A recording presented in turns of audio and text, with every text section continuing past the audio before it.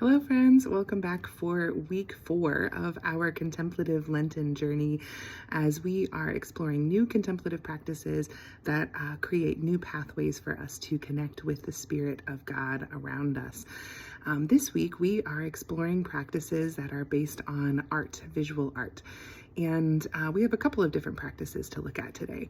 The first of our practices today is called visio divina, and it's similar to the practice we explored a few weeks ago, lectio divina, except as is kind of obvious in the titles of them, we are looking at visual images instead of words to see what is brought up for us or how God might be communicating with us through what's in front of us.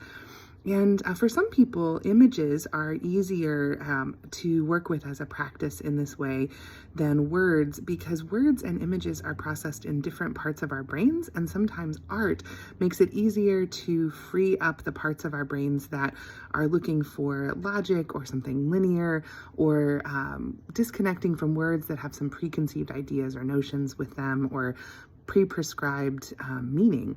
And images allow us to really think more freely and interpret meaning and beauty and significance in different ways.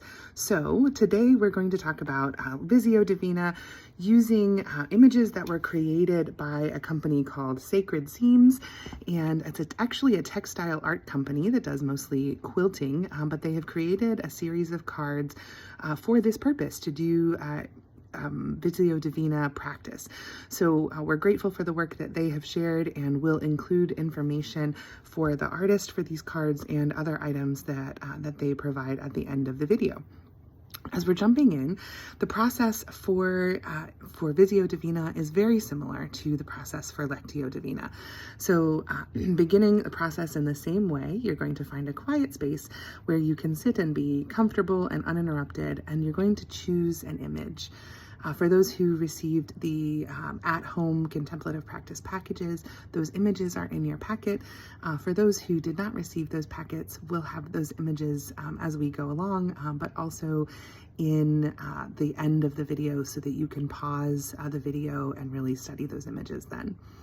So you're going to choose an image, and the first step will be to take a deep breath or two and center yourself in the place where you are.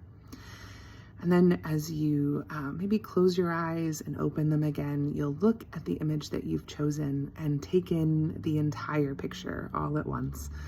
You'll notice the shapes and the colors and the lighting, how the colors play together. Maybe notice the details of what's in the foreground of the picture and in the background.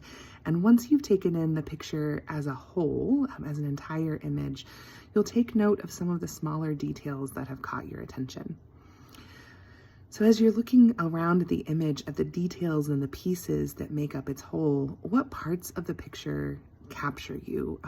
What keep your eyes a little bit longer than some others?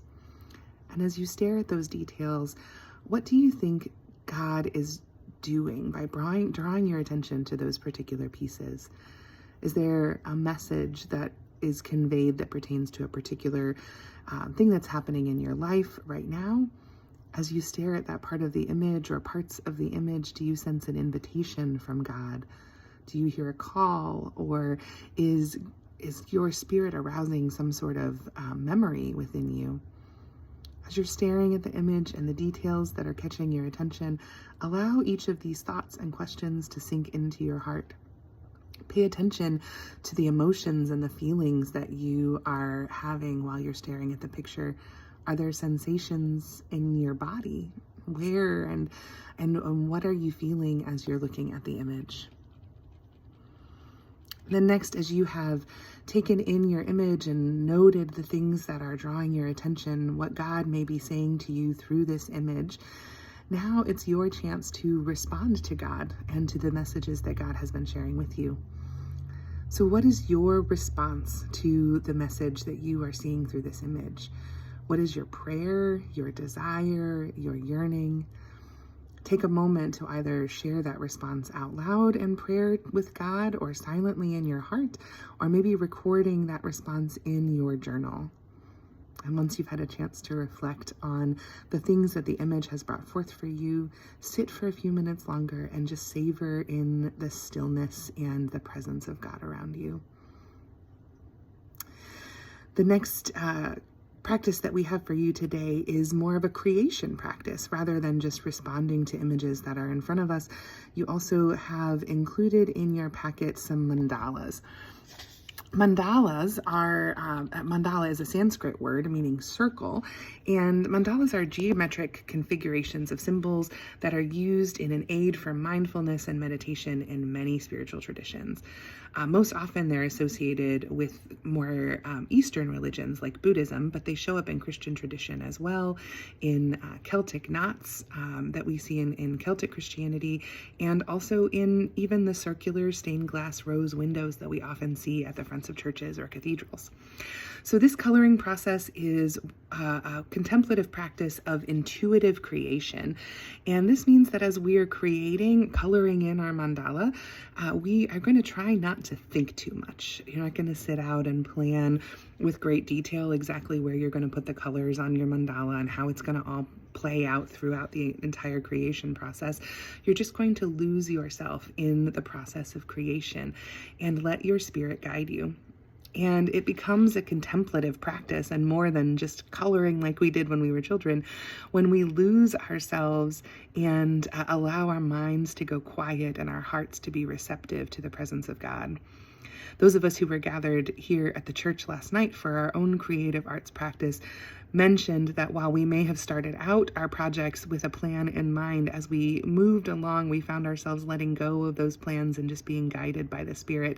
And I hope that that happens for you too in your coloring of your mandalas, that as you move forward and further into a contemplative practice, you find yourself losing the grip on the part of your mind that wants to control and plan, and instead just fall into and rest into the part of your spirit that can hold you and know that it is well in the presence of God. Blessings on your week. And for our final Wednesday or midweek offering for Lent next week, we will be live streaming our Wednesday evening service from the sanctuary, because we'll be doing some musical contemplative practices. So if you're looking for, or you have been looking for our videos on Thursdays, you may want to tune in live next Wednesday night at 5:45. And if you're not able to catch it, then you'll be able to watch the recording of that live stream, or repeat it even after you've watched it live, because the video will be available on our Facebook page and also on YouTube. So I hope you have enjoyed these contemplative practices this week, and we look forward to joining you next week for our musical practice.